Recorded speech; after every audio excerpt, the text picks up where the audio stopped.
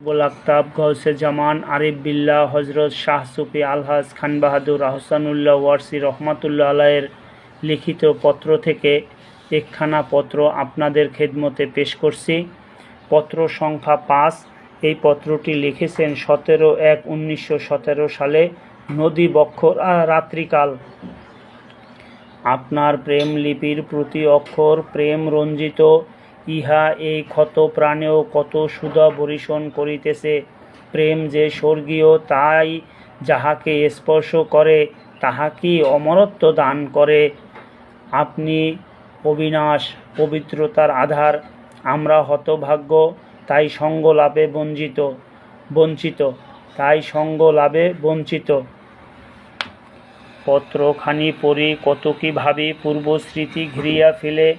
প্রতি লোমকূপে কি যেন এক অপূর্ব শক্তি সঞ্চার করিয়া সমস্ত শরীর মন আলোড়িত করে।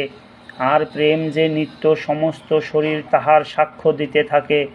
আপনি পূর্ণপুরুষ, আপনার লেখনীর ক্ষমতা অবর্ণনীয়। তাই বিসূচিকা ও পুঁথিগন্ধপূর্ণ এই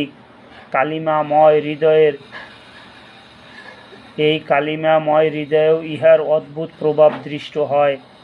কি জানি প্রেম কি জিনিস, ইহার দহনে শান্তি আসে। ক্ষত যতই গভীর হয়, হৃদয়ে ততই নব নব আশার সঞ্চার হয়। এখানে জন্ম মৃত্যু কোলাকুলি করে, ইহাতে শরীরের পতন ও আত্মার স্ফুরণ হয়। আধার ও আদেয় এক হইয়া যায়। প্রেমিক প্রেমে ডুবিয়া স্বীয় অস্তিত্ব নষ্ট করে ও প্রেমময় লীন হয়। ধন্য প্রেম, ধন্য তোমার ক্ষমতা। তুমি মর্ত্যকে স্বর্গ করিতে সিদ্ধহস্ত। তুমি দুঃসহ নরকাগ্নির ভীতি দূর করিয়া তাহাকে কোমল পুষ্পাশ্রিত শয্যার ন্যায় মনোহর করো। তুমি গুরু হইয়া শিক্ষা দাও, আবার ছাত্র হইয়া শিক্ষা লও। নরক ও স্বর্গ তোমাতেই বর্তমান। যে প্রেমিক, সে স্বর্গ ও নরক উভয়কেই সমচক্ষে দেখে। তুমি নরকে থাকো আর স্বর্গে থাকো, প্রেমিক দেখে না। তুমি নরকে থাকো আর স্বর্গে থাকো, প্রেমিক দেখে না। সে কেবল চায় তোমাকে। তুমি বিষ দাও, সে তাহা পান করিয়া অমরত্ব লাভ করিবে।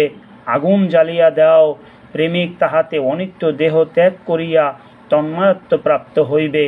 তোমার অস্ত্র দেখিয়া প্রেমিক কম্পিত হয় না, সানন্দে হৃদয় পাতিয়া দেয়।